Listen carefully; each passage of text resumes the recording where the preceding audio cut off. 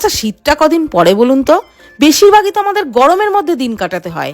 আর এই শীতের কটা দিন আলসেমি মেরে বসে না থেকে এই পিঠেটা মাত্র 10 মিনিটে বানিয়ে নিন। খেতে কিন্তু হেব্বি লাগবে। একটা বোলের মধ্যে 1 বাটি সুজি, সামান্য লবণ, 2 টেবিল চামচ গুঁড়ো দুধ আর অল্প অল্প লিকুইড দুধ দিয়ে সুজিটাকে ভিজিয়ে 10 মিনিটের জন্য রেখে দিলাম। ততক্ষণে নারকেল কোড়ার মধ্যে পাটালি গুড় মিশিয়ে 3টে ভাগ করে রাখলাম।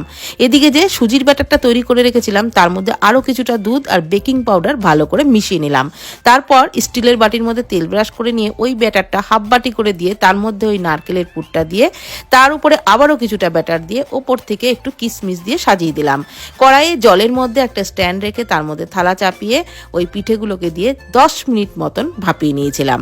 ব্যাস তৈরি একদম দারুণ সুস্বাদু এই পিঠে।